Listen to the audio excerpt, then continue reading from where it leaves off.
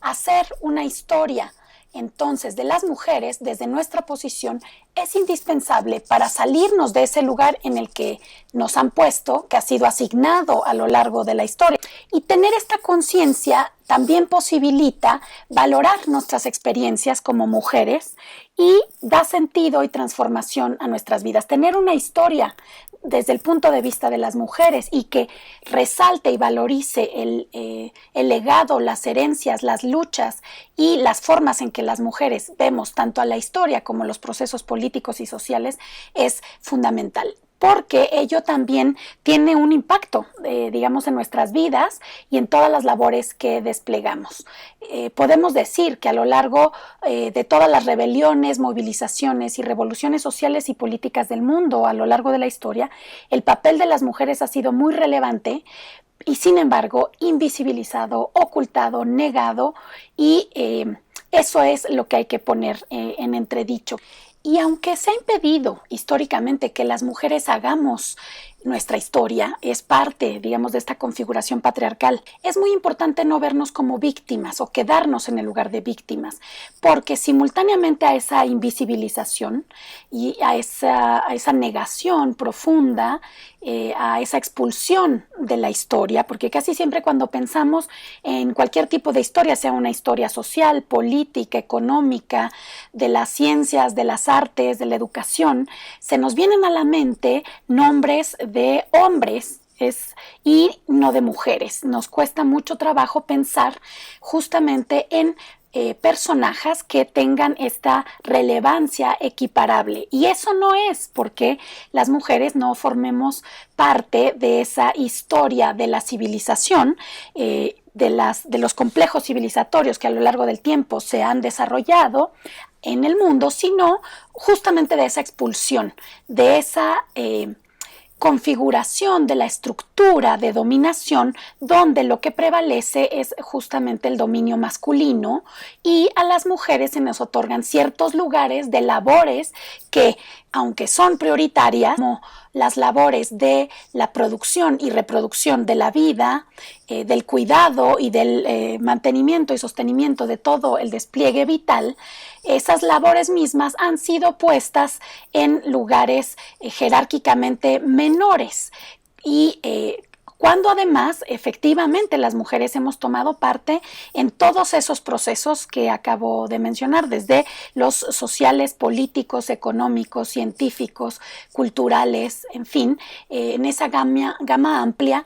Hemos estado presentes. Sin embargo, quienes han escrito la historia han sacado, digamos, a esas mujeres por esta reproducción muchas veces inconsciente de la estructura patriarcal. Es decir, es fundamental modificar la vida cotidiana, las relaciones que se dan en ella, para poder tener este impacto también en esta transformación de la historia. Y ahí pensamos, como decimos las mujeres, no hacemos la historia, sino somos la historia.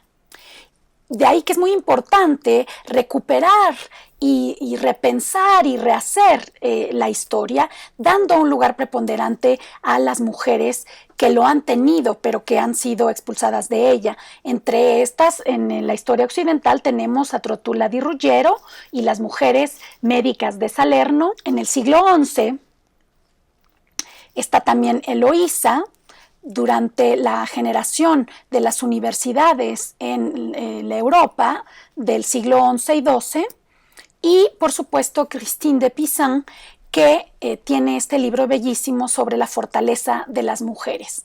Y como pueden ver, aquí tenemos una frase muy interesante. Ella también fue ilustradora y ahí tenemos sus imágenes donde señala que el envilecimiento casi unánime de las mujeres que hallamos en los antiguos textos cristianos se explica por el hecho elemental de que todos fueron escritos por hombres.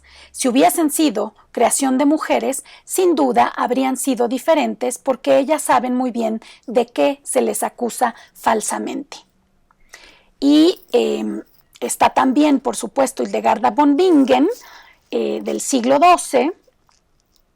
Y bueno, tenemos en México a Juana de Asbaje, por ejemplo, del siglo XVII, que transformó, así como lo señalaba Poulain, no solo la lengua y la escritura, también formando parte de esta transformación del barroco español, o del español, del castellano, sino también intentó modificar justamente la estructura de relaciones en la que ella estaba inserta, pidiendo estudiar, pero también teniendo cierto tipo de relaciones mucho más abiertas entre las mujeres y donde postuló finalmente esta idea de el amor entre las mujeres. Fíjate, Yasmín, que rescato 2, 3 cosas de esto que nos analiza la maestra Aide García. Que no se visualicen como víctimas, que las mujeres no hacemos historia, somos la historia, dice la maestra. Y pues irremediable no ponerlo en términos políticos en nuestro hoy, en nuestra realidad. Las mujeres en el gobierno de la Cuarta Transformación tienen papeles fundamentales, así así quedará establecido en la historia. Una mujer a cargo de la Secretaría de la Función Pública, una mujer a cargo de la Secretaría de Economía, una mujer llevando las riendas de la Ciudad de México y bueno, una mujer por primera vez como secretaria de Gobernación. No son puestos menores y no es cualquier cosa el papel de la mujer en este momento histórico de México.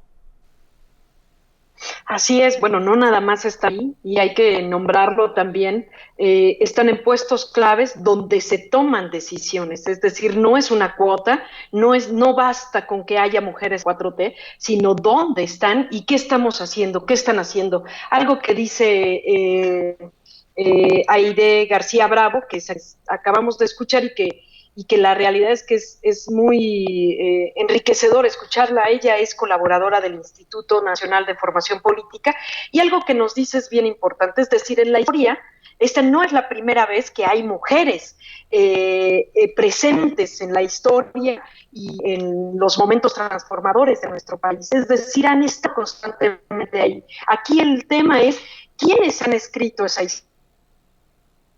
Así es. Temáticamente, al reproducir un sistema patriarcal, son quienes no solamente no las han nombrado, sino las han expulsado de esta narrativa. Por eso es importante no solamente que ellas estén en puestos claves tomando decisiones, sino hay que nombrarlo, hay que escribirlo, y eso lo escribimos todas.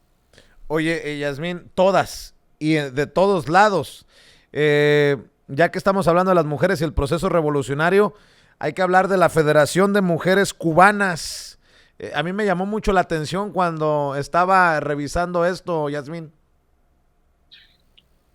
Claro, bueno, es que pensamos que el feminismo nace en la 4T y solamente está en México y está siendo utilizado solamente en México, pero no, pues el capitalismo ha lucrado también con el feminismo, no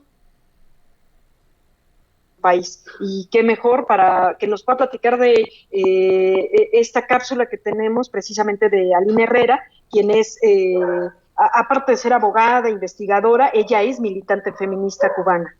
Vamos a ver y escuchar.